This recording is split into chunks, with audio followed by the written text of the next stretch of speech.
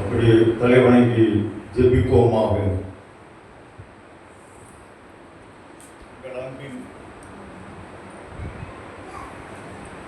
எங்கள் அன்பின் பரமதகப்பனே, அப்பா, இப்பொழுது இந்த அருமையான கூடுகைக்காக உண்மை துதிக்கிறோம், சுரசிக்கிறோம் கர்த்தாவே. இப்பொழுதும் கூட உங்களுடைய திருவசனத்தை தியானிக்க இருக்கிறோம். எங்களுக்கு தேவையான ஆவிக்குரிய பாடங்களை தாரும் சுவாமி. பரிசுத்த ஆவியானவரை பிரசன்னமாயிரும். எங்கள் மேல் அன்பு கூர்ந்தவராய் நீர் எங்கள் மேல் பாராட்டின அன்புக்கு பாத்திரமாய் நடந்து கொள்ள கிருபை தாரும். இயேசு கிறிஸ்துவின் மூலம் ஜெபங்கள் நல்ல தகப்பனே, ஆமென். கர்த்தருக்கு ஸ்தோத்திரம். இந்த வேளையில் தானே உங்கள் மத்தியிலே ஆண்டவருடைய வசனத்தை பிரசங்கிக்க தந்த கிருபை எண்ணி அடிமை மறுபடியும் அவரை சோசரிக்கிறேன். எனக்கு இப்படி ஒவ்வொரு மாதம் அனுமதி தந்து அன்பாய் வரவேற்கிற ஐயாவுக்கு என்னுடைய நன்றி தெரிவித்துக் கொள்கிறேன். யாராவது எடுத்தவர்கள் வாசியுங்கள். மார்க் எழுதின சுவிசேஷம் 4ஆம் அதிகாரம் 35ஆம் வசனம். மார்க் 4:35. அன்று சாயங்காலத்தில் அவர் அவர்களை நோக்கி, அக்கறைக்கு போவோம் வாருங்கள் என்றார். அக்கறைக்கு போவோம் வாருங்கள். அக்கறைக்கு போவோம் வாருங்கள். பாருங்கள், இது ஒரு கட்டளை, ஆலோசனை கிடையாது. இது ஒரு கட்டளை. அக்கறைக்கு போவோம் வாருங்கள். அவர்கள் கீழ்ப்படிந்தாக வேண்டும்.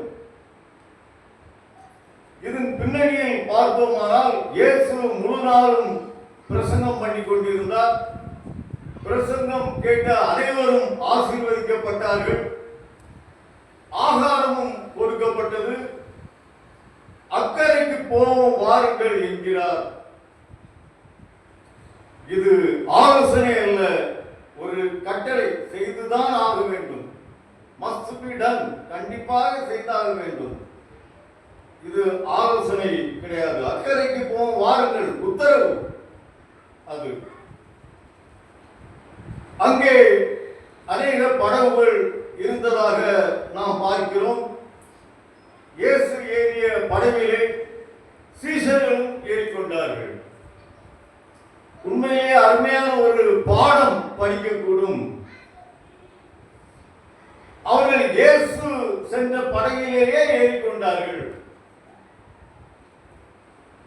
வசதியான வட்டத்தை விட்டு அல்லது பழக்கத்தை விட்டு ஒரு புதிய அனுபவத்திற்குரிய அழைப்பு. அக்கறைக்கு போவோம் வாருங்கள் என்பது. மறுபடியும் சொல்கிறேன், வசதியான வட்டத்தை விட்டு அல்லது பழக்கத்தை விட்டு ஒரு புதிய அனுபவத்திற்குரிய அழைப்பு. அக்கறைக்கு போவோம் வாருங்கள். அவர்கள் இயேசுவோடு பயணம் பண்ணினார்கள். அதாவது இயேசுவை எடுத்துக்கொண்டார்கள், இயேசுவோடு இணைத்துக் கொண்டார்கள், இயேசுவோடு பயணம் பண்ணினார்கள், இயேசுவை எடுத்துக்கொண்டார்கள். வேறு படகில் அவர்கள் செல்லவில்லை. நாம் இயேசு உள்ள படகில் காணப்படுகிறோமா? இயேசுவை எடுத்துக்கொண்டோமா? இன்றைக்கு அநேக கிறிஸ்தவர்கள் உலகத்திலே இயேசுவை எடுத்துக்கொள்வதற்கு பதிலாக வேறு படகுகளில் பயணம் பண்ணுகிறார்கள். இயேசுவை எடுத்துக்கொள்வதற்கு பதிலாக பல கிறிஸ்தவர்கள் சிகரெட்டை எடுத்துக்கொண்டார்கள். பல கிறிஸ்தவர்கள் இயேசுவை எடுத்துக்கொண்டதற்கு பதிலாக மதுபானத்தை எடுத்துக்கொண்டார்கள். பல கிறிஸ்தவர்கள் இயேசுவை எடுத்துக்கொள்வதற்கு பதிலாக விதவிதமான போதை வஸ்துகளை எடுத்துக்கொண்டார்கள். இன்னும் பல கிறிஸ்தவர்கள் இயேசுவை எடுத்துக்கொள்வதற்கு பதிலாக சோசியம் பார்ப்பது, வாஸ்து பார்ப்பது, இப்படியெல்லாம் அலைகிறார்கள். பல கிறிஸ்தவர்கள் பொறாமையை எடுத்துக்கொண்டார்கள், இயேசுவை எடுத்துக்கொள்ளவில்லை. இன்னும் சில கிறிஸ்தவர்கள் இருக்கிறார்கள், துன்மார்க்கர்கள் இருக்கிறார்கள். அவர்கள் அந்த சில கிறிஸ்தவர்கள் இயேசுவை எடுத்துக் கொள்வதற்காக கள்ள தொடர்பை எடுத்துக்கொண்டார்கள். மனம் திரும்பாவிட்டால் நாசமாய் போய்விடுவார்களே. இன்னும் சில கிறிஸ்தவர்கள், பல கிறிஸ்தவர்கள் இயேசுவை எடுத்துக்கொள்வதற்கு பதிலாக சண்டை சச்சரவுகளை எடுத்துக்கொண்டார்கள். இன்னும் பல கிறிஸ்தவர்கள் சினிமா மற்றும் தொடர் நாடகங்கள், சீரியல்ஸ் இப்படி பார்த்து கொண்டு அலைகிறார்கள், இயேசுவை எடுத்துக்கொள்ளவில்லை. இன்னும் சில கிறிஸ்தவர்கள் சூதாட்டத்தை எடுத்துக்கொண்டார்கள். சீஷர்கள் இயேசுவை எடுத்துக்கொண்டார்கள், இயேசுவோடு இணைத்துக் கொண்டார்கள், இயேசு சென்ற படகிலே சென்றார்கள். அவர்கள் இப்படி நினைத்திருக்கலாம், மற்ற படகிலே சென்றால் அப்படியே மற்ற மக்கள் இருப்பார்கள், ஊர்க்கதை பேசிக்கொண்டு, உலகத்து கதை பேசிக்கொண்டு, விச்சடித்துக் கொண்டு ஜாலியாக செல்ல. அப்படி இல்லை, இயேசுவோடு தங்களை இணைத்துக் கொண்டார்கள். இயேசு சென்ற படகில் அவர்கள் சென்றார்கள் என்று பார்க்கிறோம். அங்கே புயல் வருகிறது. நம்முடைய வாழ்க்கையிலும் இயேசுவோடு இணைத்துக் கொண்ட போதிலும், இயேசுவோடு வாழ்ந்த போதிலும், இயேசுவோடு உள்ள படகிலே சென்ற போதிலும் புயல் காற்று வீசத்தான் செய்கிறது. என்னுடைய வாழ்க்கையில் கூட நான் ஒரு ரட்சிக்கப்பட்டவனாக வாழ்கிறேன், இயேசுவோடு இணைத்துக் கொண்டேன். அவ்வப்போது புயல் வீசத்தான் செய்கிறது. கர்த்தர் அமைதிப்படுத்துகிறார். அங்கே புயல் காற்று அதிகமாக வீசுகிறது, பெருமளவில் வீசுகிறது. படகு கவிழ்ந்து விடுமோ என்று அச்சம் நேரிட்டது. சீஷர்கள் எல்லாம் பயந்து உறைந்து போனார்கள். அவர்கள் இயேசுவண்டை ஓடி வந்து, அவர் நிம்மதியாக தூங்கிக் கொண்டிருக்கிறார் அடித்தட்டிலே. உமக்கு கவலை இல்லையா? நாங்கள் அழிகிறோமே, மடிந்து போகிறது, உமக்கு கவலை இல்லையா என்று கூக்குரலிடுகிறார்கள். ஏன் அந்த சீஷர்கள் எல்லாம் சிறு வயதில் இருந்தே வேதத்தை தெரிந்தவர்கள் தானே. மோசே பார்த்த முள் செடி அக்னியால் ஜுவாலித்து எரிந்தும் அது வெந்து போகாமல் இருந்தது. அதை படித்தும் மறந்து போனார்களா? புயலை கண்டு மனம் பதறுகிறார்களே. அங்கே அவர்கள் இதை கூட வாசித்திருப்பார்கள், கேள்விப்பட்டிருப்பார்கள். 3 எபிரேயர்கள் அக்னி ஜுவாலையில் எரியாமல் காணப்பட்டார்களே, அதை படித்தும் மறந்து போனார்களா? புயலை கண்டு பதறுகிறார்களே. யோனா மீனின் வயிற்றில் 3 நாட்கள் உயிரோடு இருந்து வெளிவந்து ஊழியம் செய்தானே, அதை படித்தும் மறந்து போனார்களே. புயலை கண்டு மனம் பதறுகிறார்களே. யோபு எல்லாவற்றையும் இழந்தான், பிற்பாடு எல்லாவற்றையும் அதிகமாக பெற்றுக்கொண்டான். அதை பார்த்தும் படித்தும், அதை படித்தும் மறந்து போனார்களே. புயலை கண்டு மனம் பதறுகிறார்களே. அந்த சீடர்கள் எகிப்தின் படைகளை, அந்த பார்வோனின் சேனைகளை செங்கடலிலே மூழ்கடித்தாரே, அதை படித்திருப்பார்களே, வேதத்திலே மறந்து போனார்களே. புயலை கண்டு மனம் பதறுகிறார்களே. இயேசு எழும்பி புயலை அதட்டினார், அமைதி உண்டாயிற்று. நம்முடைய வாழ்க்கையில் அவ்வப்போது புயல் வீசத்தான் செய்கிறது. கடன் பிரச்சனை, வியாதி பிரச்சனை, அந்த பிரச்சனை, இந்த பிரச்சனை என்று செல்லும் வழியில் புயலை சந்தித்தாலும் நீங்கள் சேரும் இடம் உறுதியானது. சீஷர்கள் பத்திரமாக, இயேசுவும் சீஷர்களும் கரை சென்று சேர்ந்தார்கள். நமக்கும் அப்படியே செல்லும் வழியில், நாம் செல்லும் வழியில் புயலை சந்தித்தாலும் நாம் சேரும் இடம் உறுதியானது. பூலோக சூழ்நிலையில் எதுவுமே தமது அதிகாரத்துக்கு உட்பட்டது என்று நிரூபித்தார். மறுபடியும் சொல்கிறேன், உங்களுக்கு உதவும். பூலோக சூழ்நிலையில் எதுவும் தமது அதிகாரத்துக்கு உட்பட்டது என்று நிரூபித்தார். நான் கல்லூரி படிப்பு முடிந்த பிறகு ஊழியத்திற்கு செல்ல வேண்டும் என்று யோசித்தேன். அதற்கு நான் ஒரு வேதாகம கல்லூரியை தெரிந்து கொண்டேன். பாம்பே பக்கத்திலே இருக்கிறது, பூனாவிலே ஸ்பைசர் மெமோரியல் காலேஜ். இப்பொழுது பெரிய யூனிவர்சிட்டி ஆகிவிட்டது. நாங்கள் படிக்கும்போது ஒரு 37 வருஷத்துக்கு முன்னால். அப்போ நான் அந்த கல்லூரிக்கு செல்லவா வேண்டாமா அப்படியெல்லாம் கொஞ்சம் யோசித்துக் கொண்டிருக்கிறேன். சின்ன பையன் அல்லவா, வாலிப பையன், திகைத்துக் கொண்டிருக்கிறேன். அங்கே வெள்ளாளன் பிள்ளைகளே அன்பு டீச்சர் என்று ஒரு டீச்சர் இருந்தார்கள். நம்முடைய டயசிசன் ஸ்கூலிலே வேலை பார்த்தார்கள். எங்களுக்கு தூரத்து உறவும் கூட. அந்த டீச்சர் நம்முடைய சிஎஸ்ஐ தான். அப்போ அவரிடத்தில் சென்று நான் ஜெபித்தேன். அக்கா, இப்படி பூனாவிலே ஒரு பைபிள் காலேஜ் இருக்கிறது, நல்ல அருமையாக படித்துக் கொடுக்கிறார்கள். இங்கே நம்முடைய மாநிலத்தில் உள்ள கல்லூரிகளை விட மிக சிறப்பாக இருக்கிறது. கொஞ்சம் தூரம் தான், அதிகம் போகலாமா, அது கர்த்தருடைய சித்தமா, அதெல்லாம் எனக்கு தெரியவில்லை. அப்படியே யோசித்து கொண்டிருக்கிறேன். உடனே அவர்கள் ஜெபிக்க ஆரம்பித்தார்கள். அவர்கள் நம்முடைய சிஎஸ்ஐ தான். ஜெபிக்கும் போது அப்படியே கொஞ்ச நேரம் அந்நிய பாஷைகளே பேசிக்கொண்டே இருந்தார்கள் அந்த தீர்க்கதரிசி அன்பு டீச்சர் அவர்கள். அப்புறம் என்னுடைய அர்த்தத்தை சொன்னார்கள். மகனே, உன்னை கொண்டு நான் செய்ய வேண்டிய காரியங்கள் அநேகம் உண்டு. இனி அந்த கல்லூரிக்கே கடந்து செல். நீ எதை பற்றியும் கவலைப்பட வேண்டாம்.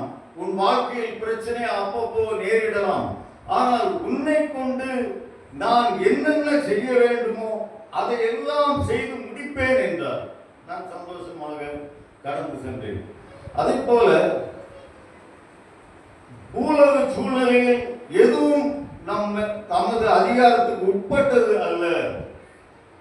இந்த வழியிலே நாம் செல்லும் வழியிலே புயல்களை சந்தித்தாலும் கண்டிப்பாக வெற்றியுள்ள பயணமாக மாற்றி தருவார். நாம் செல்லும் இடம் உறுதியானது, அதில் சந்தேகமே இல்லை. கண்ணீரோ, துன்பமோ, கடன் பிரச்சனையோ, வேதனையோ, வியாதியோ, எத்தனையோ புயல்கள் மாறி மாறி வந்தாலும் கண்டிப்பாக கர்த்தர் நம்மை அக்கறைக்கு கொண்டு செல்வார். என் வாழ்க்கையில் கூட மலை ஊழியம் செய்யும் போது பல பிரச்சனைகள் வந்தது. இந்த சிறுவர் காப்பகம் 35 வருடமாக நடத்தினேன். பல பிரச்சனைகள் வந்தது, புயல்கள் வந்தது. அத்தனையிலிருந்தும் கர்த்தர் என்னை ரட்சித்து ஆசீர்வதித்து பாதுகாத்து நடத்திதான் வருகிறார். அக்கறைக்கு செல்வோம் வாருங்கள் என்பது பாவத்திலிருந்து மீட்கப்பட்டு ரட்சிக்கப்பட்டு மோட்சத்துக்கு செல்வதையும் குறிக்கும். பாவத்திலிருந்து மீட்கப்பட்டு வாழ்வதையும் குறிக்கும், மோட்சத்திற்கு செல்வதையும் குறிக்கும். மோட்சம் நமது அக்கறை, அதில் சந்தேகமே இல்லை. மோட்சம்தான் விசுவாசிகள் சுதந்திரிக்க போகும் நித்திய வாசஸ்தலம். மோட்சம்தான் விசுவாசிகள் சுதந்திரிக்க போகும் நித்திய வாசஸ்தலம். அதுதான் நமக்கு அக்கறை, உண்மையான அக்கறை, மெய்யான அக்கறை, நிரந்தர அக்கறை. அங்கு போவதற்காக நாம் முயற்சி செய்ய வேண்டும். ஆனால் அநேகர் இந்த உலகத்திற்காக வாழ்வது போல் வாழ்கிறோம். கண்டிப்பாக கர்த்தருக்கு உண்மையாக இருக்கும் போது பரலோக ராஜ்யத்திற்கு அந்த அக்கறைக்கு நம்மை கொண்டு செல்வார். அக்கறைக்கு போவோம் வாருங்கள் என்கிறார். பரலோகமே என் சொந்தமே என்று காண்பேனோ என்ற மனநிலையில் நாம் வாழ வேண்டும். இந்த உலகத்தையே அப்படியே பற்றி கொண்டு வாழக்கூடாது. பரலோகமே என் சொந்தமே என்று காண்பேனோ என்ற மனநிலையில் வாழ வேண்டும். இந்த உலகின் துயரங்கள், துன்பங்கள், ஏன் மரணங்கள், வியாதிகள், கசப்புகள் எல்லாம் உண்டு. அக்கறைக்கு போவோம் வாருங்கள் என்கிறார். பரலோகத்தில் நித்திய கிருபையும் மகிமையும் கர்த்தர் நமக்கு தருவார். ஏறத்தாழ 15 வருடங்கள் இருக்கும் ஒரு ஐயர்வாள், எஸ்கே ஜெயசிங் அவர்கள் பெயர். அவர்கள் இறந்து ஒரு 2 வருஷம் இருக்கும் சார். ஒரு 2 வருஷம் தூத்துக்குடியில அடக்கம். அப்போ அவர்கள் தற்செயலாக என்னை தூத்துக்குடியில் சந்தித்தார்கள். அப்பொழுது பெரிய வெள்ளிக்கிழமை சமீபமாய் இருக்கிறது. அந்த ஐயர்வாள் என்னை கண்டு கொண்டார்கள். குமார், நான் இப்போ ஏரல்ல இருக்கேன், ஏரல் பாஸ்டர் சேர்மன். நீ 2ஆம் வசனம், இன்றைக்கு நீ என்னோடு கூட பரதேசில் இருப்பாய் என்கிற வசனம் அப்போ பேசுகிறேன் என்றது. நான் ஒத்துக்கொண்டேன். வீட்டில் சென்று தயார் செய்ய ஆரம்பித்தேன். அப்பொழுதுதான் அந்த அக்கறையை நான் கண்டுகொண்டேன். இத்தனை வருடங்கள் ஊழியத்தில் இருந்தும் அந்த அக்கறைக்காக நாம் ஜெபிக்க வேண்டும்.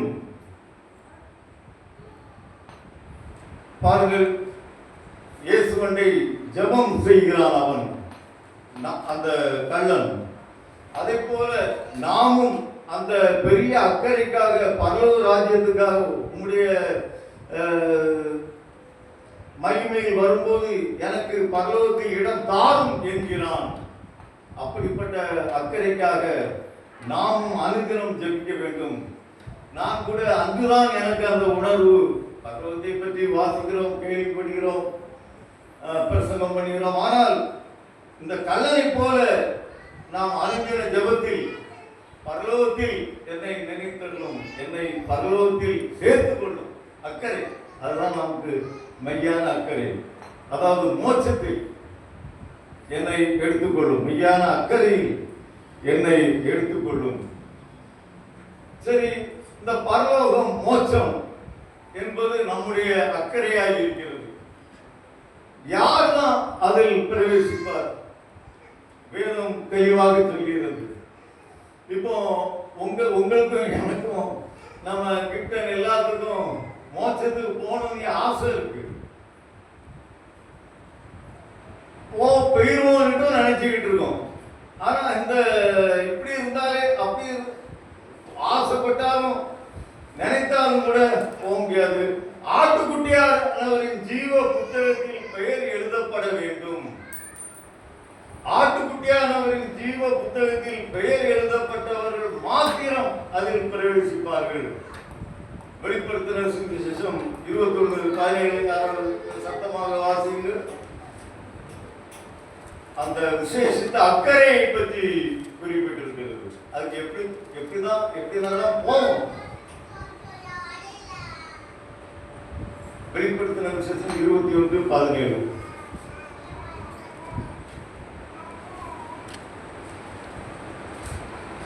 வசனம் தவறா இருக்கும்.